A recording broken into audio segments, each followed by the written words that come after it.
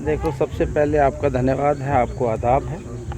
और आपने जो ये इनिशिएटिव फॉर पीस की बात की, इसका इनिशिएटिव जो है, इसका जो मकसद वो है, वो पीस है, ब्रदरहुड है और प्रॉस्पेरिटी है।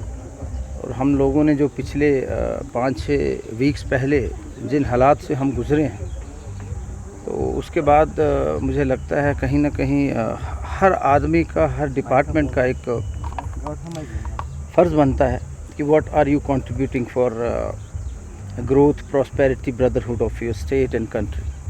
आज जैसे हालात पूरे विश्व में हैं, तो मुझे लगता है कहीं ना कहीं ये जो मैसेज है, it should be loud and clear that we stand for peace, brotherhood.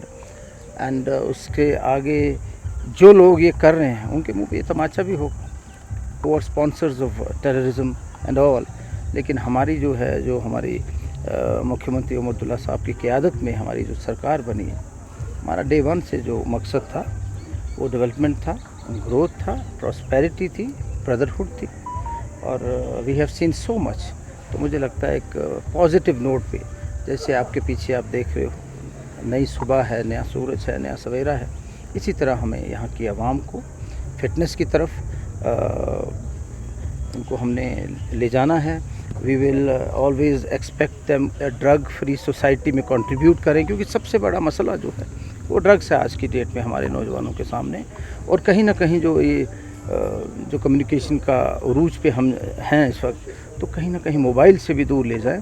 तो मुझे लगता है स्पोर्ट्स ही एक ऐसा ज़रिया है। और उसी कड़ी में एक मैसेज देने के लिए इस दुनिया भर के जो यहाँ के हमारे बेस्ट एथलीट्स हैं, साइक्लोथॉन का जो एक आज हम आगाज़ करने जा रहे हैं। इसी पीढ़ी में हर वीक हम नया इवेंट करने जा रहे हैं। अब देखो, इतना ज़्यादा लोगों में अवेयरनेस और इतना ज़्यादा लोगों में वो है इस चीज़ के प्रति कि the number we had to stop the registration, number बहुत आगे चला गया। और मुझे उम्मीद है आप भी इंजॉय करेंगे, हम भी इंजॉय करेंगे। समझिए, ये जो हम देख रहे हैं कि गवर्नमेंट इंक्लूडिंग डिफरेंट जो स्टेक होल्डर्स है, वो कोशिश कर रहे हैं कि दोबारा से हालात को बहाल किया जाए, रिवाइव किया जाए पोस्ट पहलगाम अटैक। लेकिन क्या समझते हैं आपकी गवर्नमेंट किस हद तक अभी तक हालात को बेहतर करने में कोशिश कर रहे हैं, और ख़ासकर जो टूरिस्ट्स हैं उनको यहाँ कन्विंस करने की भरपूर कोशिश की जा रही है? जो इंसानियत की हत्या हुई, उसके बाद पूरा जम्मू कश्मीर जिस तरह खड़ा हुआ उस हादसे के ख़िलाफ़, उसके बाद हमारे पड़ोसी मुल्क के साथ जो हालात हुए, एक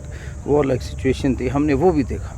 तो गवर्नमेंट से जितना हो रहा है, चाहे उन लोकेशंस पे जाके, चाहे गुलमर्ग है, चाहे पहलगाम है, चाहे वैष्णो देवी है, वहाँ पर पिछले दिनों डॉक्टर साहब के साथ हम गए और वहाँ से भी हमने इस चीज़ की अपील की, जिसको हमारे धर्म में बोलते हैं ना, वसुदेव कुटुम्बकम, सर्वे भवन्तु सुखिनः सर्वे सन्तु निरामया।